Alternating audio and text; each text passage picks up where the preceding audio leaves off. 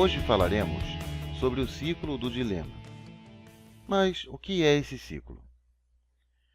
Isso se refere a um problema que acontece muito nas organizações. O ciclo do dilema começa quando a organização percebe que os sistemas que ela utiliza estão muito ruins. Estão chegando a um ponto crítico, estão atrapalhando a operação do negócio, estão impedindo que a organização cumpra sua missão.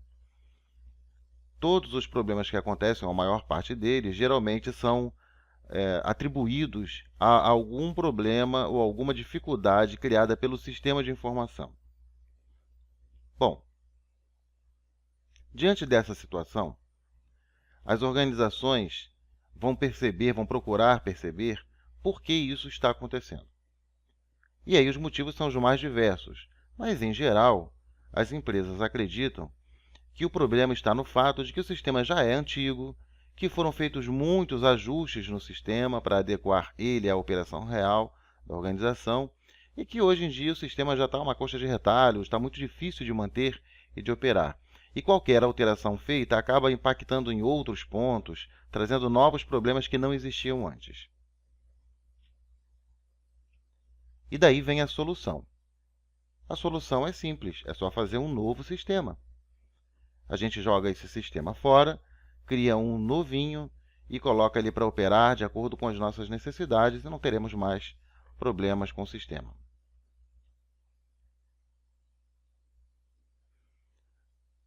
Para isso, a organização vai fazer a coleta de requisitos ou elicitação de requisitos, ou seja, ela vai entrevistar os usuários, procurar saber com cada um o que é necessário na sua área, como é que o sistema atenderia melhor, e daí vai construir um conjunto, um documento com esse conjunto inteiro de requisitos, para então, depois, com base nesses requisitos elicitados, construir um novo sistema.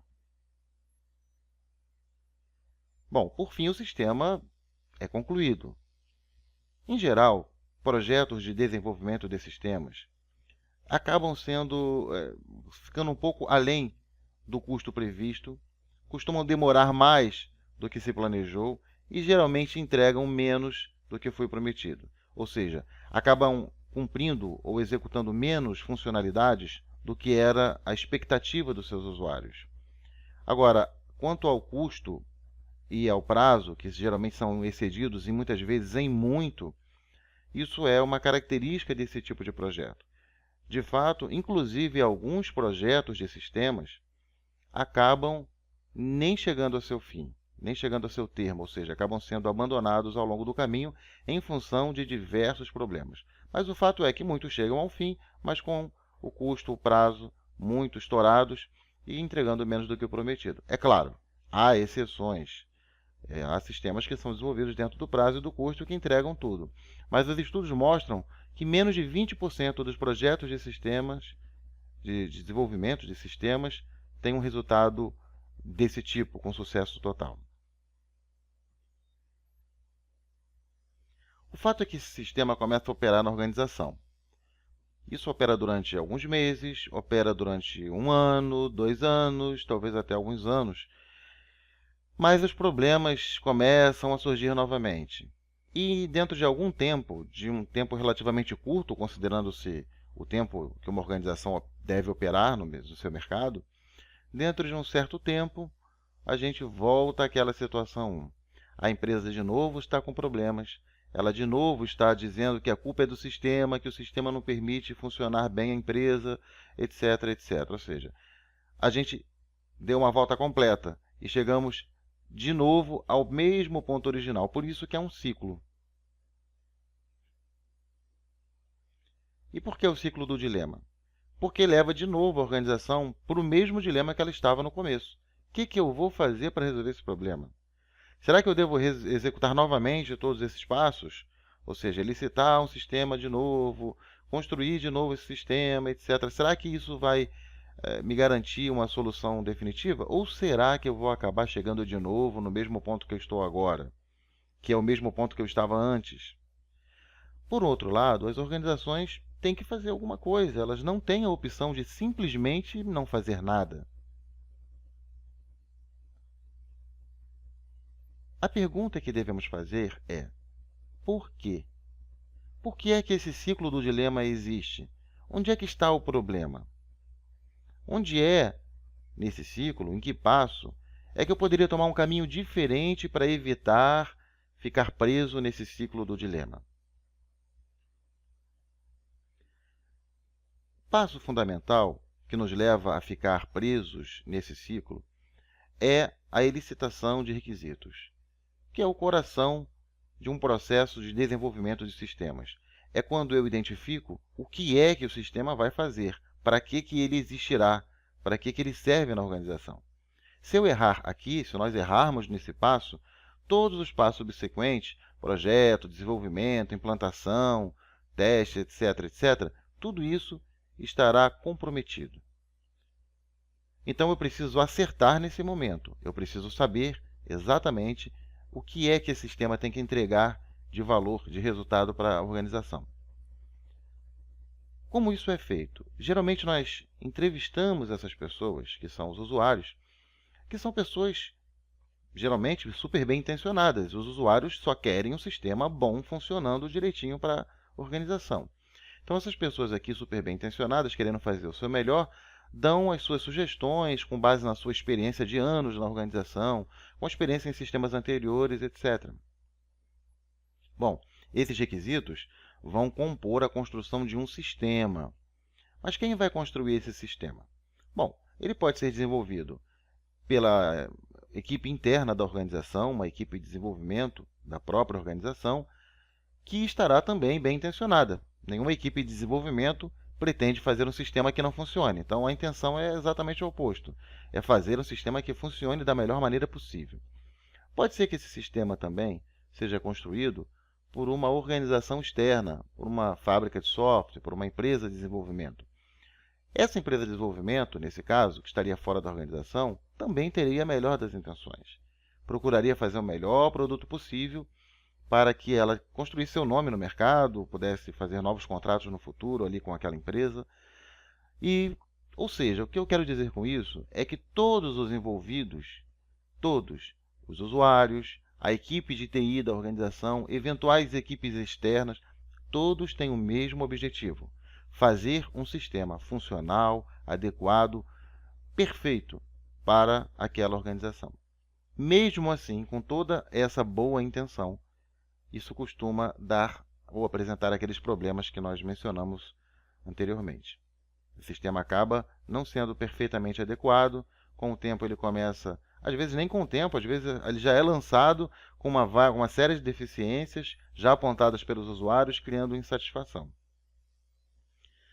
E, geralmente, é como eu sempre digo, esse tipo de projeto costuma começar numa lua de mel e terminar num divórcio litigioso, com brigas. Usuários acusando a área de TI de ser incompetente, a área de TI acusando os usuários de não saberem o que querem. Mas será que é isso mesmo? Não, não é isso. Onde está o problema, então? O problema é que no modelo anterior, os requisitos para compor o sistema eram elicitados a partir de pessoas individuais, ou seja, o conhecimento de cada pessoa, o conhecimento individual, era coletado, organizado, estruturado, e muitas vezes esses conhecimentos individuais têm conflitos entre si. Ou seja, a opinião dos indivíduos nem sempre é harmoniosa, muitas vezes são conflitantes, e isso vai gerar algum problema no sistema, porque o sistema não suporta divergências de operação. Ele tem que operar de uma determinada maneira. Se esse indivíduo acha, vamos chamar de indivíduo A, se o indivíduo A acha que deve operar de uma determinada maneira e o indivíduo B discorda, acha que a operação deve ser diferente, ambos serão consultados e vai construir um conjunto de requisitos, ou prevalecerá aqui no sistema a opinião do indivíduo A ou do indivíduo B. Não há como o sistema fazer as duas coisas, especialmente quando essas duas coisas são conflitantes entre si. Quando é possível configurar, automatizar, organizar ali alguma coisa para que a operação possa ser do modelo A ou modelo B de acordo com a situação, ou de acordo com a opção do usuário, tudo bem. Mas às vezes, e muitas são as vezes, em que as opiniões dos usuários são conflitantes. Eu estou falando de departamentos diferentes, visões diferentes da mesma operação, e isso impede que o sistema seja perfeito. No final, um problema que é de gente, ou seja, problema das pessoas que não conseguem entrar em acordo entre si, esse problema vai ser transferido para o sistema. Quando tiver problema na organização, a culpa não vai ser das pessoas. Todo mundo vai dizer que a culpa é do sistema, quando na verdade não é. É falta de um contrato entre essas pessoas. Um contrato prévio, e aí sim, se houvesse esse contrato, o sistema estaria fazendo a operação contratualizada, contratada entre essas pessoas. Mas não é isso que acontece. Nesse modelo aqui, a gente acaba colocando dentro da lista de requisitos que vão compor o sistema uma série de operações que são conflitantes. A gente acaba não conseguindo resolver conflitos entre essas pessoas, às vezes de níveis hierárquicos diferentes, de grupos diferentes dentro da organização. Isso tudo vai contaminar o sistema de maneira que é muito difícil que esse sistema opere adequadamente. Nesse modelo aqui é diferente. Eu vou continuar fazendo a licitação de requisitos com os meus usuários, mas no nível anterior. Eu não vou perguntar ainda, nesse momento, como é que eles querem que o sistema opere. Eu vou perguntar a eles como é que eles operam. E ao entender como é que eles operam, ou seja, como é que eles fazem as suas atividades, eu vou começar a perceber as conexões entre as atividades do indivíduo A e as atividades do indivíduo B e do C, etc. Então, eu vou começar a perceber qual é a interface entre esses indivíduos em nível de operação, ou seja, ao nível da operação entre eles ainda. Não estou falando ainda nem de sistema. E já vou perceber que na própria operação das atividades, ou seja, na própria execução dos processos, existem diversos conflitos. E vamos trabalhar para equacionar ou criar mecanismos de solução para esses conflitos. Apenas depois que eu resolvo esses conflitos de operação, de processo, é que eu vou gerar um conjunto de requisitos. Ou seja, os requisitos que vão estar compondo aqui meu documento de requisitos, eles, na verdade, já são um acordo entre as diversas áreas da organização. Então, eu já peguei aqueles conflitos e já resolvi tudo. Problemas que eu não consigo resolver aqui nem vêm para essa área de cima, ou seja, nem se transformam em requisitos. Não corro risco de construir requisitos ou colocar requisitos no sistema que sejam conflitantes e que não se tenha clareza concreta de como é que eles devem operar.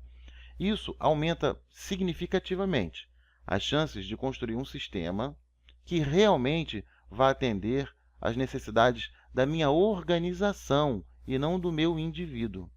Até porque, como já falamos ou falaremos em outros vídeos sobre a amnésia organizacional, o conhecimento desse indivíduo ou desses indivíduos, ele pode estar entrando e saindo da organização. Mas o conhecimento coletivo, o conhecimento organizacional, ele é perene, ele é mais estável. Então, o meu sistema vai estar suportando este conhecimento coletivo. E ao passo que os indivíduos entram e saem aqui da organização, eles vão tomar posse ou se apropriar desse conhecimento e automaticamente utilizar o sistema que suporta esse conhecimento organizacional. Isso me gera sistemas extremamente mais estáveis, sistemas que realmente atendem às necessidades da organização e sistemas que são muito mais dinâmicos, porque eu posso adequar esse sistema progressivamente ao longo da sua vida, de acordo com as evoluções do conhecimento organizacional, que devem mudar muito mais devagar do que o conhecimento das pessoas. Tem usuários que mudam de ideia todo dia, tem ideias novas todo final de semana, chega na segunda-feira com uma série de sugestões interessantes, mas essas sugestões terão que passar pelo filtro do conhecimento organizacional. Então, aqui é a chave da questão.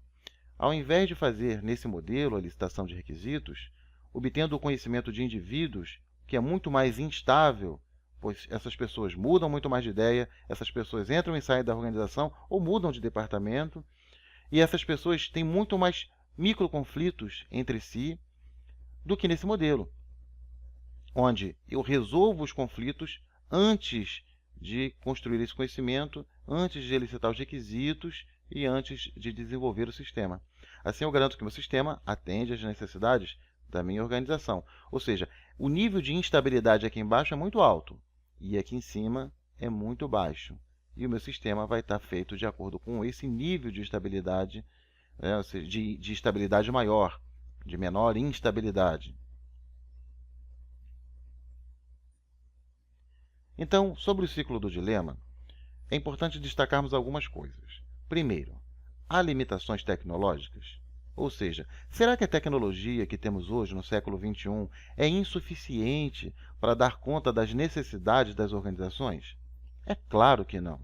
A tecnologia ela até excede as necessidades das organizações. Então, não é o problema. Há limitações de competência? Será que hoje em dia é muito difícil encontrar alguém ou um grupo de pessoas que consiga desenvolver um sistema realmente eficiente? Será que as pessoas não dominam as tecnologias existentes? É claro que não. Evidentemente, há profissionais com competências diferenciadas, mas, de uma maneira geral, a competência está estabelecida. É possível, sim, contratar pessoas ou organizações que tenham a competência de dominar a tecnologia e essa tecnologia, como já vimos, dá conta das necessidades da organização. Então, qual é o grande problema?